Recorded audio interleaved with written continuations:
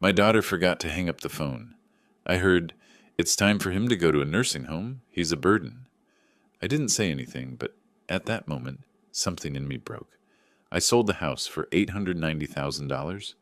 They came back from a business trip, smiling, but there was a surprise waiting for them. The keys did not fit the door. They found a note on the doorstep, and after reading it, they started screaming. And then I realized they wouldn't just leave it alone. This was just the beginning. Before we continue, please subscribe to the channel and let us know where you're listening in the comments.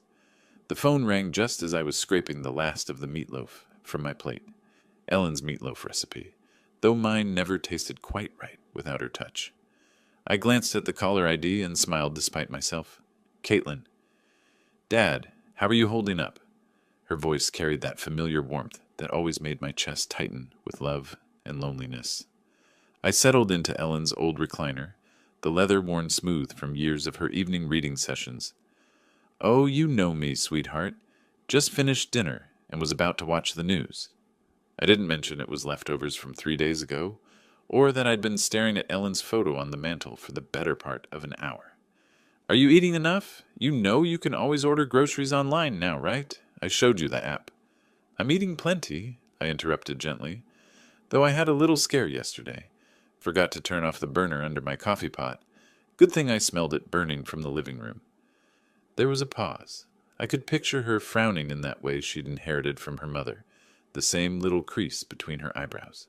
"Dad, maybe we should talk about getting someone to check on you more regularly. Jeremy thinks—" "I'm fine, Caitlin. Really? How's your business trip going? You're in Phoenix, right?" "Yes, the conference ends tomorrow. Jeremy's been handling most of the client meetings while I sit through these endless presentations about digital marketing trends."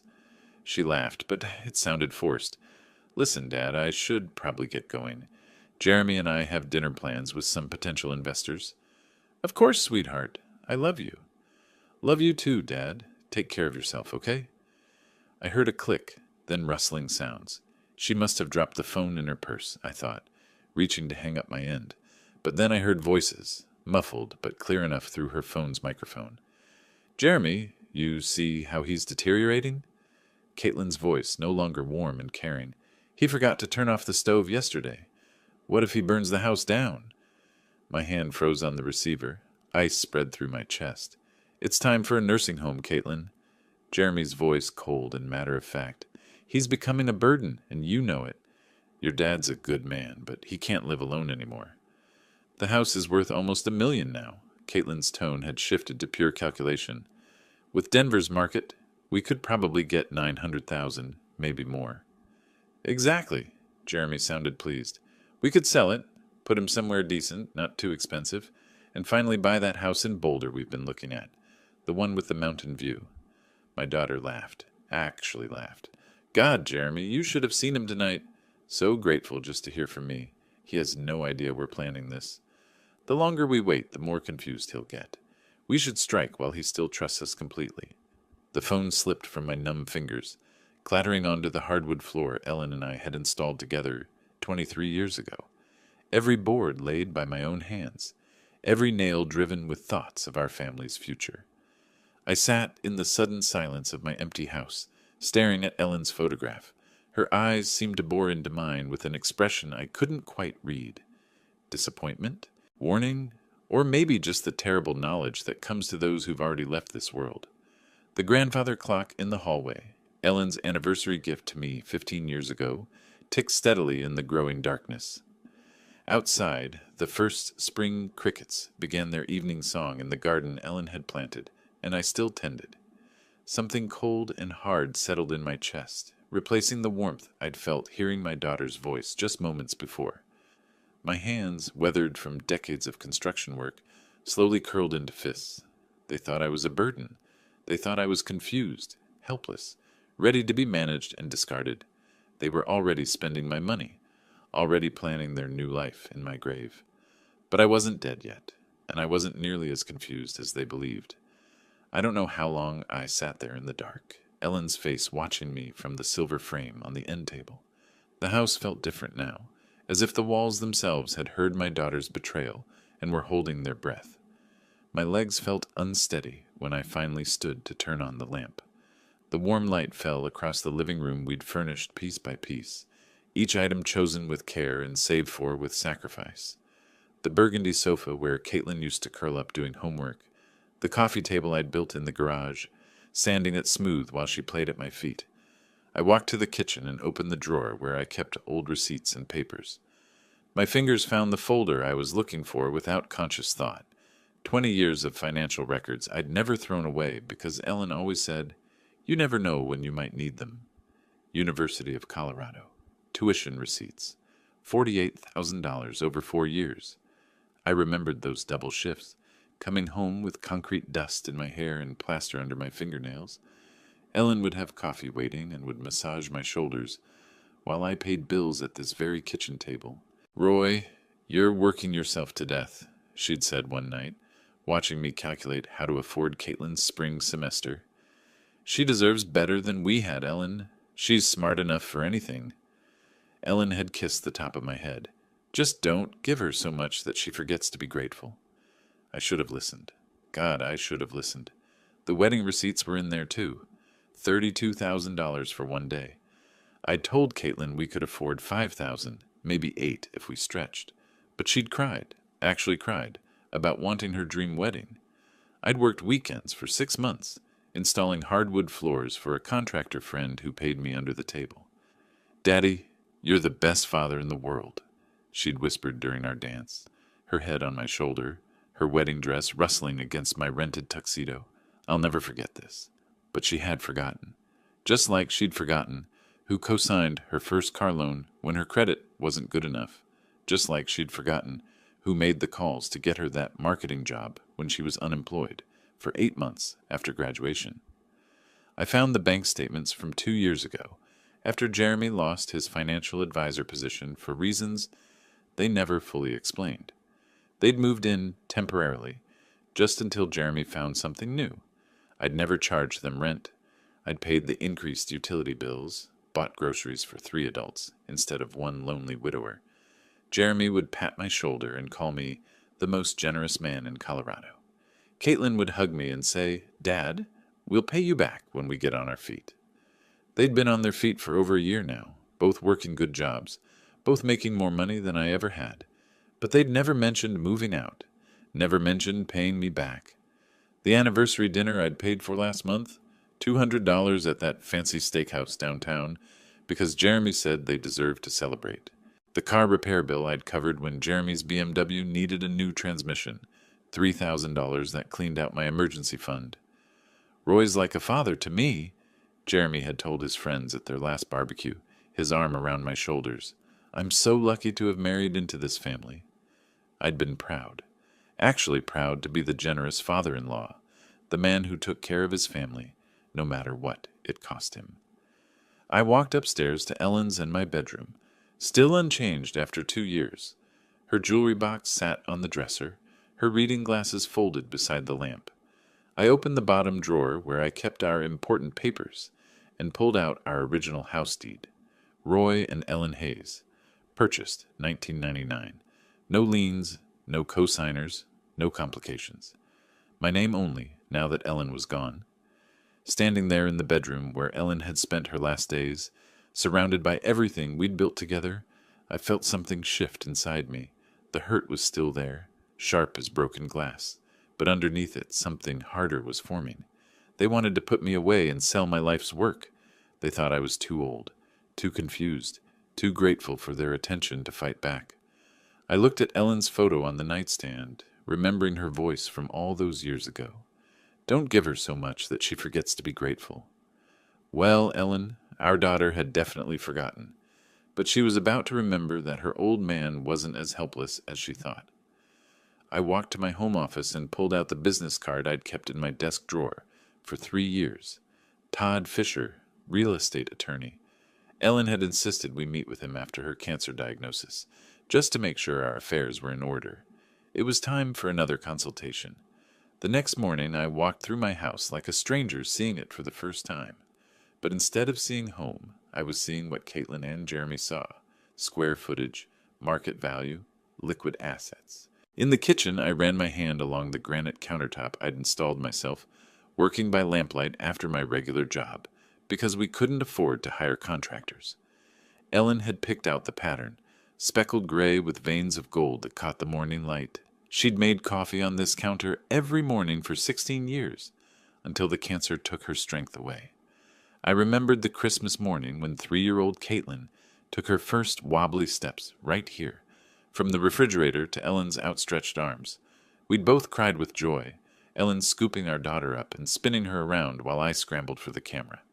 "Our baby's walking in our house," Ellen had whispered, tears streaming down her face, "in the house we built for her." The living room held 25 years of Christmas mornings.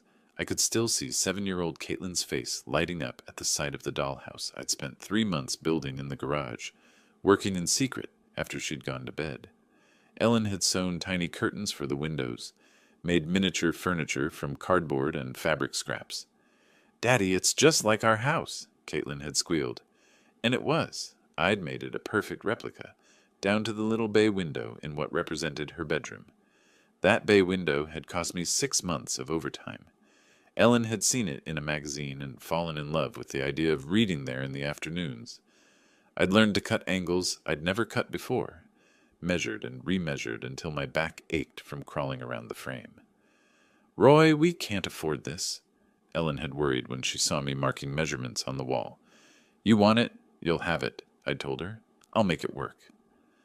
I climbed the stairs to Caitlin's old room, still painted the soft yellow she'd chosen for her 16th birthday, still decorated with photos of her high school friends and college memories. The room where I'd rocked her through colicky nights as a baby, where Ellen and I had helped her with algebra homework at the small white desk I'd built to fit perfectly under the window. The master bedroom was the hardest. Ellen's side of the bed still had her water glass on the nightstand, her bookmarks still marking page 247 of the novel she'd never finish. I'd built these walk-in closets with my own hands, custom designed to fit Ellen's height perfectly. Her clothes still hung there, still smelling faintly of her perfume. This was the room where we'd planned our future, where we'd whispered about our dreams for Caitlin, where Ellen had died holding my hand while machines beeped around us. "Promise me you won't let them take advantage of you," she'd said near the end, her voice barely a whisper. "You're too good, Roy. Too generous. Promise me you'll take care of yourself." I'd promised, but I hadn't kept that promise, had I? In my home office, I found the folder of construction photos Ellen had kept. Pictures of me laying the foundation in the spring of 1999, 25 years younger and 50 pounds stronger. Me and my crew installing the frame, Ellen in her hard hat bringing us lemonade on hot summer days, her belly just starting to show with Caitlin. The financial records from those years told the story Ellen's photos couldn't. Second mortgage. Personal loan from my brother. Ellen taking a part-time job at the school district to help with materials costs. We'd eaten beans and rice for months, drove cars held together with prayer and duct tape. But we'd built this house with our sweat, our sacrifice, our love for each other, and for the family we were creating. And now my daughter, the baby who'd taken her first steps in this kitchen, the child who'd played in the yard I'd landscaped by hand, wanted to sell it all and put me away like an inconvenient piece of furniture. I picked up Todd Fisher's business card from my desk drawer. The edges were worn from 3 years of handling, but the phone number was still clear. Caitlin and Jeremy thought they were dealing with a confused old man who'd be grateful for any scrap of attention they threw him. They thought I was weak, helpless, ready to hand over my life's work without a fight. They were about to learn just how wrong they were. I dialed Todd's number and listened to it ring, my hand steady as stone. Outside, the spring morning was bright and clear, the kind of day Ellen used to love, the kind of day for new beginnings. The law offices of Fisher and Associates occupied the second floor of a modest brick building on Colfax Avenue, the kind of place that specialized in helping regular people with real problems rather than impressing corporate clients. I'd chosen my best suit, the charcoal gray one Ellen had picked out for me to wear to her funeral, and arrived 15 minutes early, my hands only slightly trembling as I signed in at the reception desk. Todd Fisher was younger than I'd expected, maybe 55, with graying temples and the patient demeanor of a man who'd heard every family horror story twice.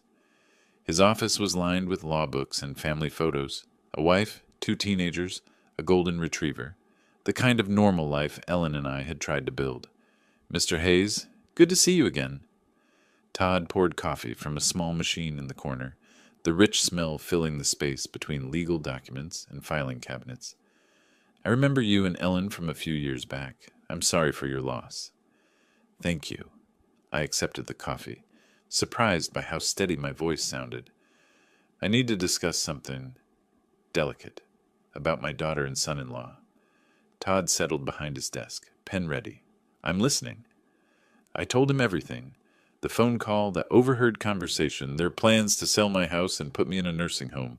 Todd's expression never changed, but I caught him shaking his head slightly when I described their eagerness to spend my money on their Boulder dream house.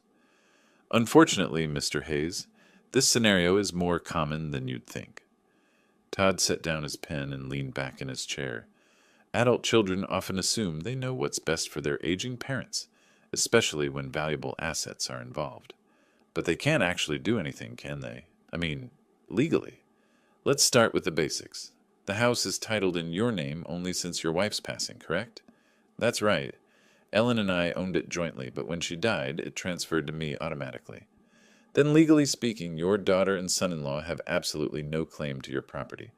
They cannot sell it, cannot force you into a care facility, cannot make any decisions about your assets without your explicit consent." Todd pulled a legal pad from his drawer and began making notes. "The house belongs to you, period." Relief flooded through me, followed immediately by something sharper.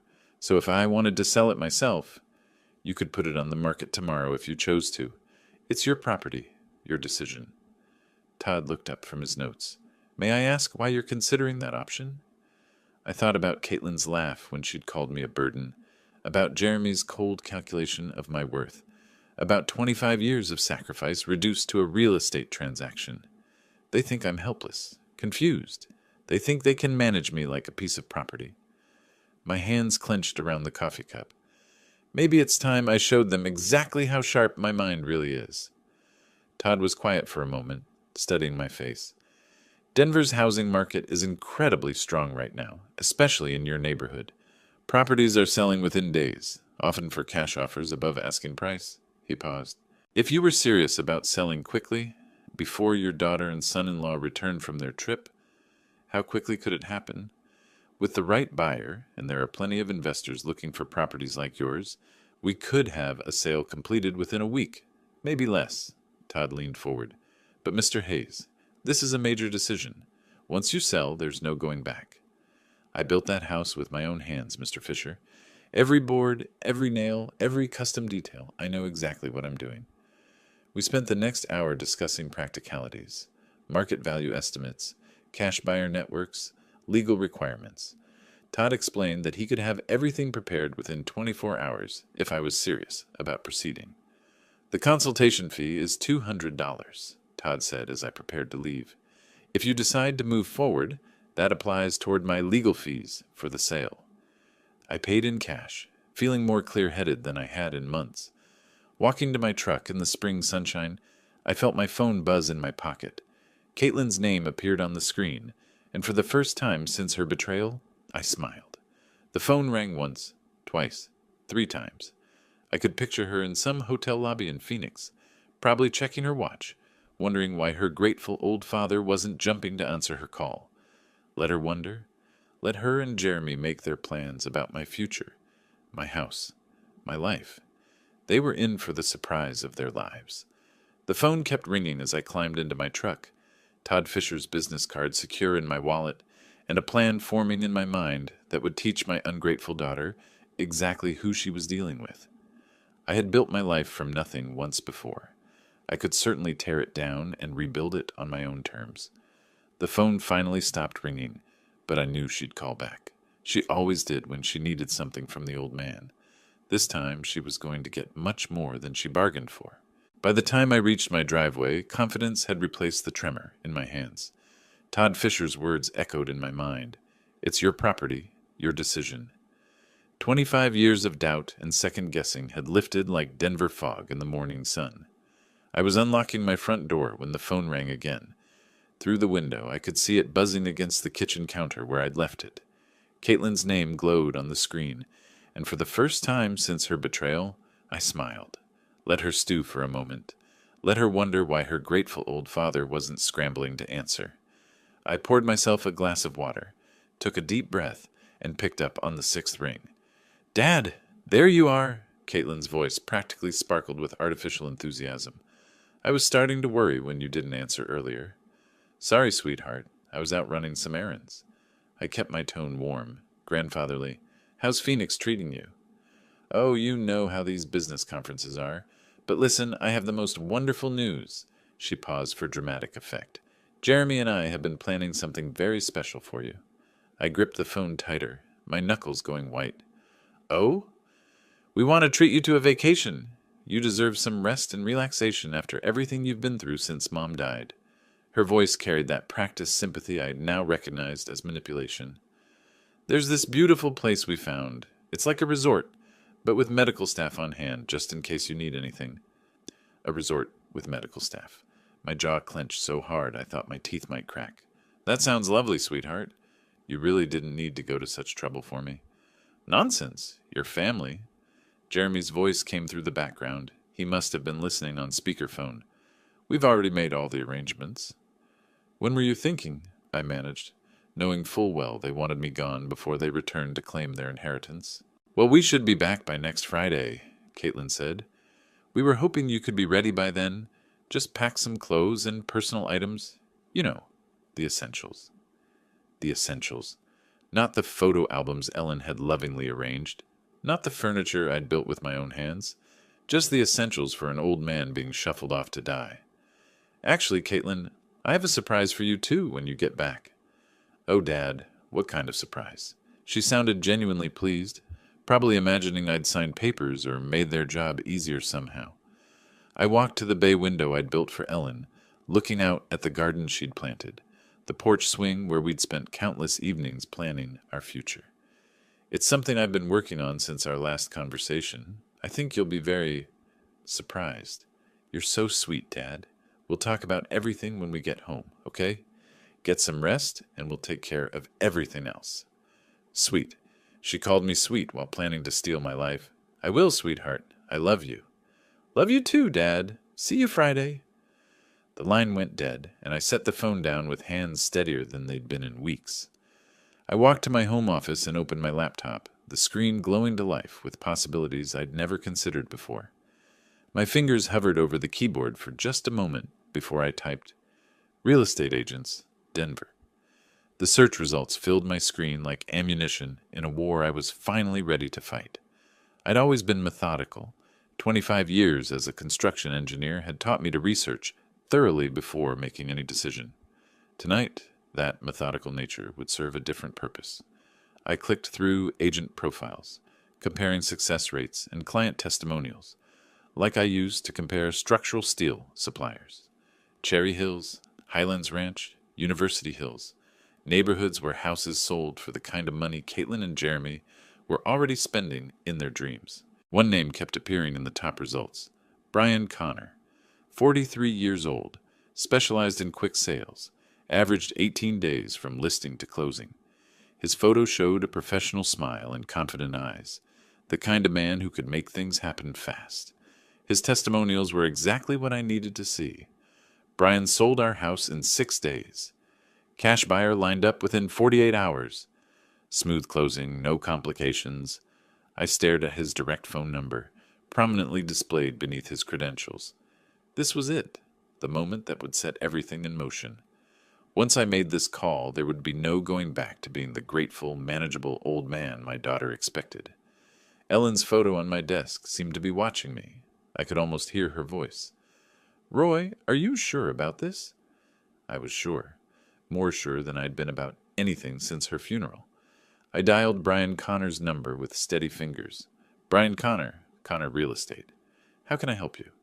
"Mr. Connor, my name is Roy Hayes. I'm interested in selling my house quickly.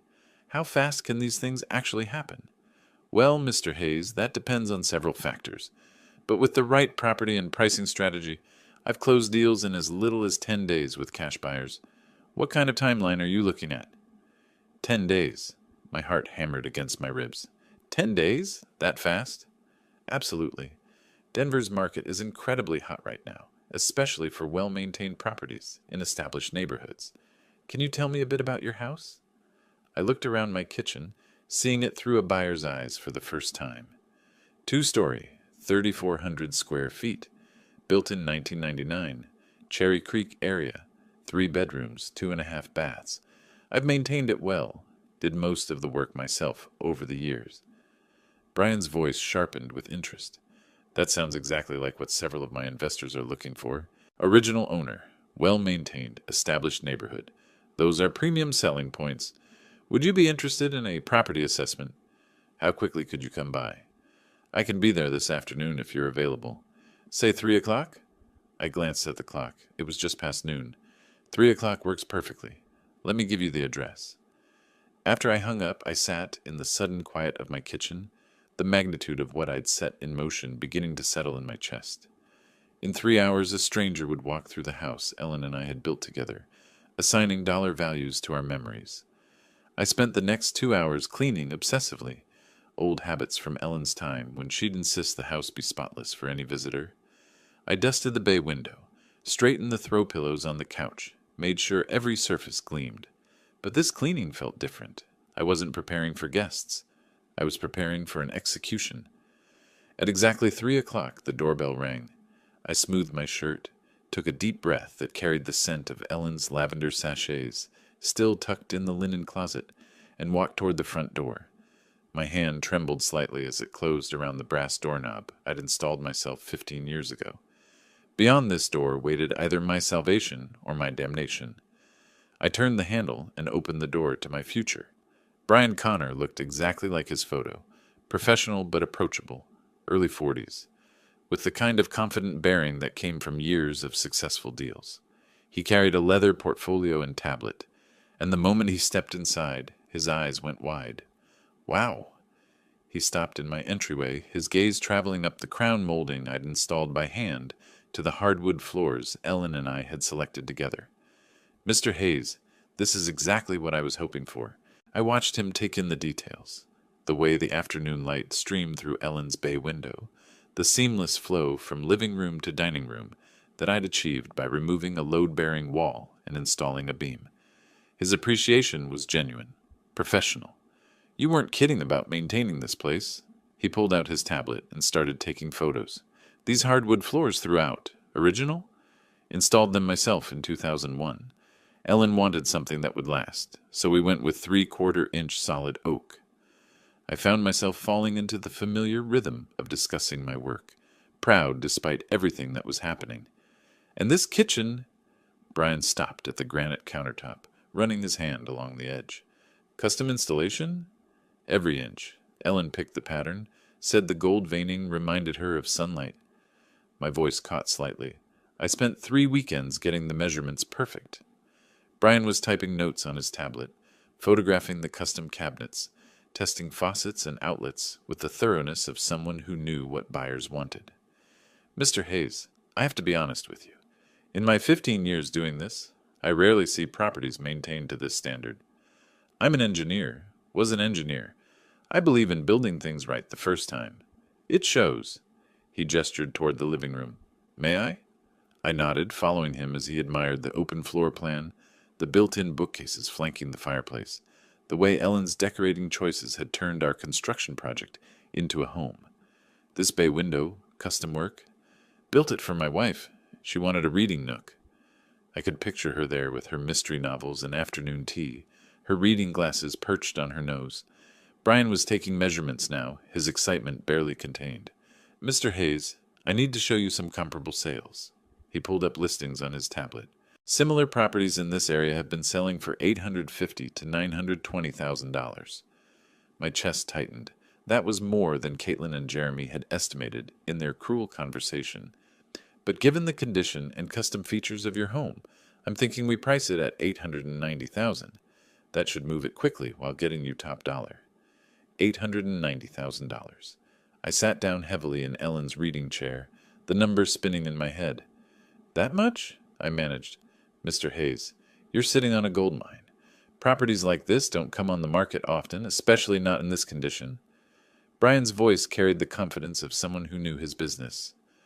I actually have an investment group that's been looking for exactly this type of property. What kind of investment group? They specialize in high-quality rental properties in established neighborhoods. They pay cash. No financing contingencies. No repair negotiations. They can close in 10 business days. 10 business days. Caitlin and Jeremy would return from Phoenix in 8 days, expecting to find their grateful, manageable father ready to be shipped off to their resort. What's the catch? Why so fast? Brian smiled. No catch. Cash means no loan delays, no appraisal contingencies that could kill the deal. They do their own inspections, but frankly, your house is in better shape than most new construction I see. I looked around the living room where Caitlin had taken her first steps, where Ellen and I had hosted Christmas mornings and birthday parties and quiet Sunday afternoons, reading the paper together. When would I need to be out? Standard contract gives you 30 days after closing, but they're flexible if you need more time. The main thing is getting clear title and completing the paperwork. I thought about Caitlin's voice on the phone, calling me sweet while planning to steal my life. I thought about Jeremy's cold calculation, reducing me to a burden to be managed. I thought about Ellen's warning about being too generous, too trusting. Let's do it. Brian's professional mask slipped for just a moment, revealing genuine excitement. Excellent choice, Mr. Hayes. Let me call them right now.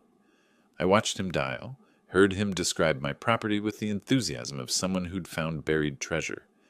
Cherry Creek area, original owner, immaculate condition, custom features throughout. He ended the call with a broad smile. They want to move forward immediately. I can have the initial contracts ready by tomorrow morning. The sun was setting through Ellen's bay window, casting golden light across the room where I'd just agreed to sell 25 years of my life. But for the first time since that devastating phone call, I felt something that had been missing for too long. Control. How does 9 a.m. sound? The question hung in the air like smoke, and I realized Brian was waiting for an answer that would change everything. The grandfather clock in the hallway, Ellen's 15th anniversary gift to me, ticked steadily in the silence. 9 a.m. sounds perfect. After Brian left with promises of contracts and closing timelines, I stood alone in the house that would soon belong to someone else. The evening light through Ellen's windows painted everything golden, like a photograph of a life I was about to leave behind. But it wasn't sadness I felt, it was anticipation. Brian arrived the next morning with contracts, a notary, and coffee for everyone, the kind of professional efficiency I'd always respected. I read every line with the thoroughness that had made me a good engineer, checking details the way I used to check blueprints. Sale price, $800 to $90,000. Cash purchase. Closing date, 10 business days from signing. The notary, a middle-aged woman with kind eyes, walked me through each signature. Minimal contingencies, just the title search and final walkthrough. And I can remain in the house for 30 days after closing if needed? That's correct, Mr. Hayes, though most sellers prefer to move out sooner rather than later, just for peace of mind. Peace of mind? I almost laughed. The only peace of mind I'd have would come from seeing Caitlin and Jeremy's faces when they discovered what their burden had done. I signed my name with steady hands, and just like that, the process was in motion. The first 3 days passed in a blur of paperwork and inspections. The title company began their search through decades of records. The investors sent their team, a polite crew who admired my workmanship and found nothing to complain about. Your father-in-law really knew what he was doing, one of them told the heir, since they assumed I was already gone. These floors, this electrical work, all top quality. Days 4 through 6, I became a man with a secret mission. I researched apartments online, looking for something small but comfortable, somewhere I could start over with nearly $900,000 in the bank. I found a place in Highlands, a senior community with golf courses and a community center, the kind of place Ellen and I had sometimes talked about for our golden years. I also called storage facilities, planning which of Ellen's things I'd keep and which I'd have to leave for the new owners. Her china, definitely. Her jewelry box, the photo albums, the essentials of a life lived together. Days 7 through 9 brought a strange confidence I hadn't felt in years. Each morning I woke up knowing I was one step closer to freedom, one step closer to showing my daughter that her confused old father was sharper than she'd ever imagined. Mrs. Patterson from next door noticed the activity, asked about the inspectors and official-looking people. Just some work being done, I told her, hating the half-truth, but knowing the full truth would spread through the neighborhood before I was ready. On day 8, Brian called with final confirmation. Everything's on track for tomorrow's closing, Mr. Hayes. The buyers are thrilled with the inspection results. Wire transfer will be completed the same day. You'll have access to funds immediately. That night, I packed a single suitcase with clothes and personal items, not because I was moving yet, but because I wanted to be ready for anything. I looked at Ellen's photo on our dresser and whispered, I hope you understand what I'm doing. Friday morning arrived bright and clear, the kind of spring day Ellen used to say was Denver at its finest. I dressed carefully in my best suit, not the funeral suit, but the navy one Ellen had bought me for Caitlin's college graduation. The title company office was all professional efficiency, and congratulations. The buyers were represented by their attorney, a sharp woman who double-checked every document. Brian handled the paperwork like a conductor, leading an orchestra. Mr. Hayes, if you'll sign here, and here, an initial there. Each signature felt like cutting a chain. The deed transfer, the settlement statement, the final acknowledgement that 1247 Maple Street no longer belonged to Roy Hayes. And this is your wire transfer confirmation. $890,000, less closing costs, has been deposited to your account. I stared at the numbers on the paper. More money than I'd ever seen in one place. More money than Caitlin and Jeremy had dreamed their burden could access. We shook hands all around, everyone pleased with the smooth transaction. Brian walked me to my truck, promising to stay in touch if I ever needed real estate services again. You made the right choice, Mr. Hayes. Sometimes a fresh start is exactly what we need. I drove home through neighborhoods I'd known for 25 years, past the elementary school where Caitlin had learned to read, past the park where Ellen and I used to walk every Sunday morning. But instead of nostalgia, I felt liberation. I pulled into my driveway and sat in my truck, looking at the house that was no longer mine. The keys to the front door felt heavy in my palm, but tomorrow I'd hand them over to the new owners and walk away from this chapter of my life. Caitlin and Jeremy were due back from Phoenix in 3 days. They'd arrive expecting to find their grateful, manageable father ready to be packed off to their resort. Instead, they were going to find an empty house and a lesson they'd never forget. I climbed out of my truck and walked toward my front door, reaching for my phone to make the next call in a plan that was working better than I'd ever hoped. The engine ticked as it cooled in my driveway, but I couldn't bring myself to turn it off. I sat staring at the house I'd built with my own hands, the house that now belonged to strangers, the house where Caitlin and Jeremy expected to return and find their grateful, manageable father waiting to be shipped off. The keys to the front door felt like lead in my palm. New owners or not, I still had access for 30 days, time enough to complete what I'd started. I drove to the Starbucks on Colfax Avenue and parked in the lot, hands steady as I dialed directory assistance for a 24-hour locksmith. The urgency fee would cost an extra $200, but money was no longer a concern. AAA Emergency Locksmith, this is Eddie speaking. I need all my door locks changed today. It's urgent. What kind of time frame are we looking at, sir? As soon as possible. I can pay cash. I can be there in 2 hours. Address?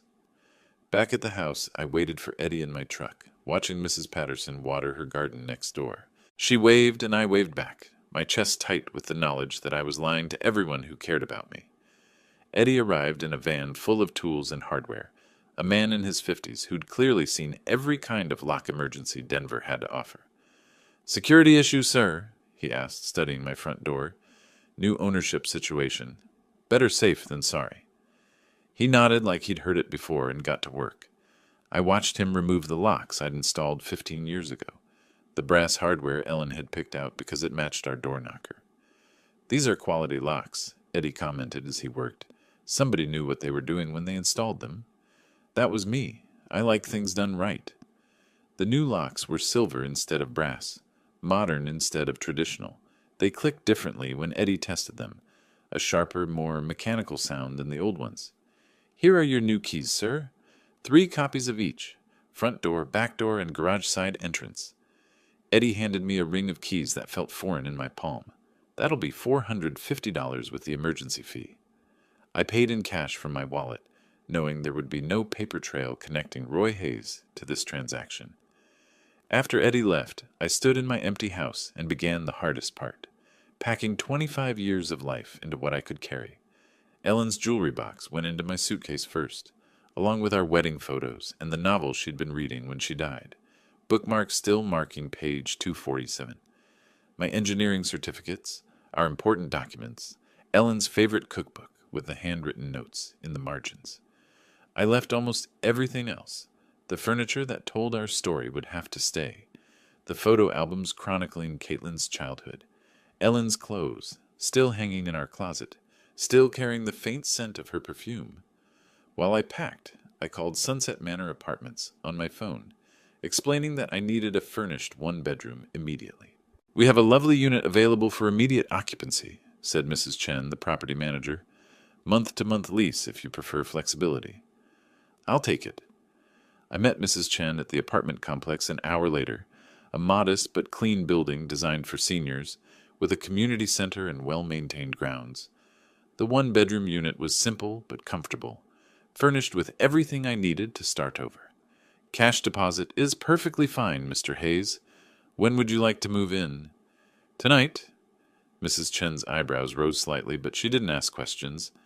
I signed the lease and handed over first month's rent plus deposit, nearly $3,000 that would have seemed impossible to spend casually just 2 weeks ago.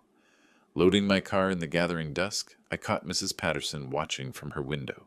She waved again, and I felt the weight of all the relationships I was severing, all the connections Caitlin and Jeremy had forced me to cut. I took one last walk through the empty rooms, my footsteps echoing differently now that the house belonged to someone else. In the kitchen where Ellen had taught Caitlin to bake Christmas cookies. In the living room where we'd watched Caitlin open presents on Christmas morning.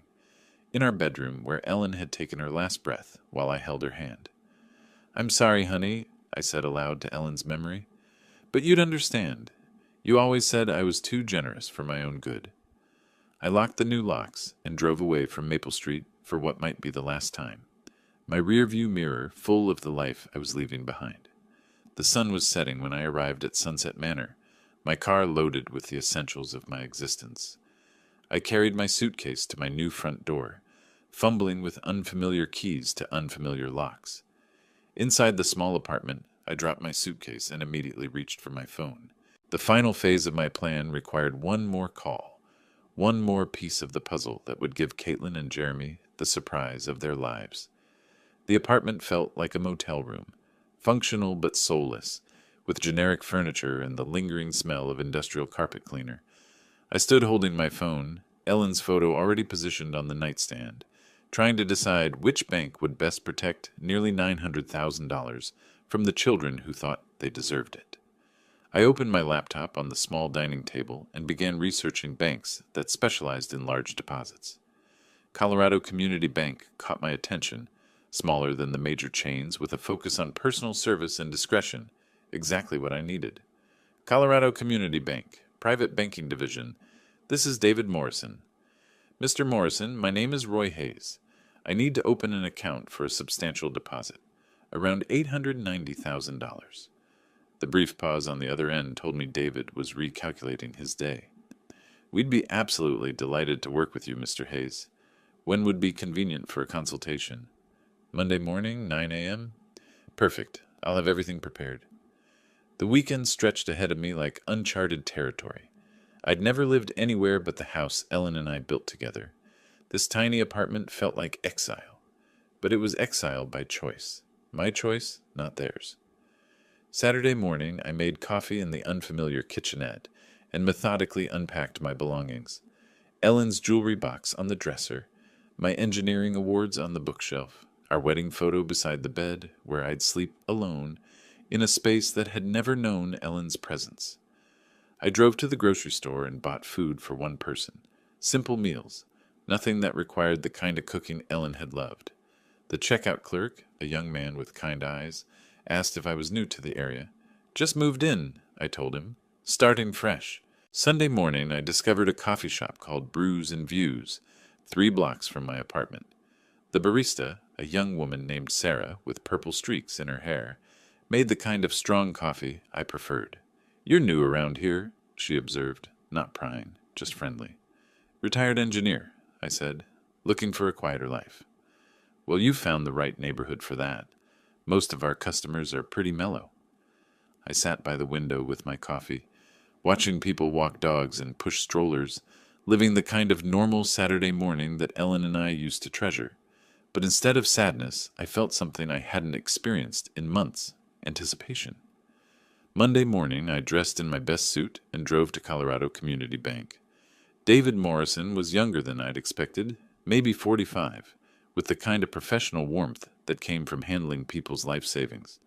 "Mr. Hayes, what brings you to Colorado Community Bank?" "I recently sold my house. I need a fresh start with an institution that values personal relationships over transaction fees." David nodded with genuine understanding. "We specialize in exactly that kind of service. Tell me about your needs." I explained my situation carefully. A widower who'd sold his family home and needed secure, accessible banking. David asked thoughtful questions, never prying beyond what was necessary for account setup. "I'll need to wire the funds from my previous bank," I explained. "No problem at all. We can initiate that transfer today, and the funds should clear by Wednesday." David prepared the paperwork with quiet efficiency. Online banking, debit card, and checkbook, all standard services. Given the amount, I'd also recommend our premium account package for additional security features. I signed documents that made me an official client of Colorado Community Bank, customer number 847293, with access to nearly $900,000 that Caitlin and Jeremy would never see. Tuesday and Wednesday passed in the strange rhythm of my new routine. Morning coffee at Brews and Views. Sarah remembered my order and asked about my weekend. Afternoon walks through the neighborhood, discovering a small park with benches where other retirees fed pigeons and read newspapers.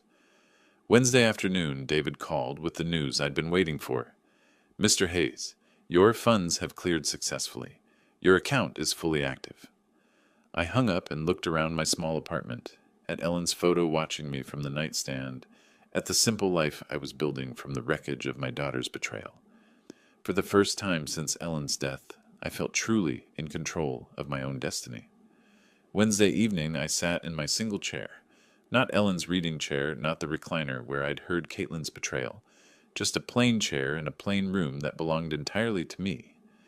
I opened my laptop and typed "mini surveillance cameras" into the search bar. My fingers hovered over the keyboard, knowing that what I was about to order would capture the final act of my revenge. Caitlin and Jeremy were returning on Friday, expecting to find their grateful old father ready to be managed. Instead, they were going to discover that their burden had become their biggest problem. The search results filled my screen with dozens of surveillance options, from obvious security cameras to devices disguised as everyday objects. After 30 minutes of research, I found what I needed: a wireless mini camera hidden inside what looked like a phone charger. The specifications were perfect for my engineering mind: Wi-Fi enabled with smartphone app control, motion-activated recording, 12-hour battery life, and crystal clear video quality. Most importantly, it could stream live footage directly to my phone from anywhere with internet access. I ordered it with expedited shipping, paying the extra $40 to guarantee Thursday delivery. The total cost was $149, an amount that would have made me hesitate 2 weeks ago, but barely registered now. With the camera ordered, I turned to the next crucial element: the note that would explain everything to Caitlin and Jeremy when they discovered their keys no longer worked. The first draft was too angry, too raw with the pain of their betrayal. The second was too cold, missing the personal devastation they'd caused. By the third draft, I found the right tone: dignified but devastating, loving but final. I wrote in my careful engineer's handwriting, the penmanship Ellen had always admired: "Dear Caitlin and Jeremy, if you're reading this, it means my plan worked perfectly. I heard your phone conversation about putting me in a nursing home because I'm becoming a burden. I heard you calculating how much money you'd make selling my house. The house has been sold for $890,000 cash. The money is safely in my new bank account, where it will stay. I've moved to a place where I'm appreciated, not tolerated. Don't worry about me. worry about your own housing situation. Your belongings have been packed and are being stored at Denver Moving and Storage on Colfax Avenue. You have 30 days to claim them before storage fees begin. I gave you everything I had for 42 years. You repaid me by planning to warehouse me so you could steal my life's work. I hope the lesson was worth the cost. Love, Dad. Thursday morning, the FedEx truck arrived at my apartment with a small box containing my surveillance equipment. I spent an hour in my kitchen testing the device and learning the smartphone app. The video quality was remarkably clear, the audio sharp enough to catch whispered conversations. Thursday afternoon, I drove to my former house for the last time.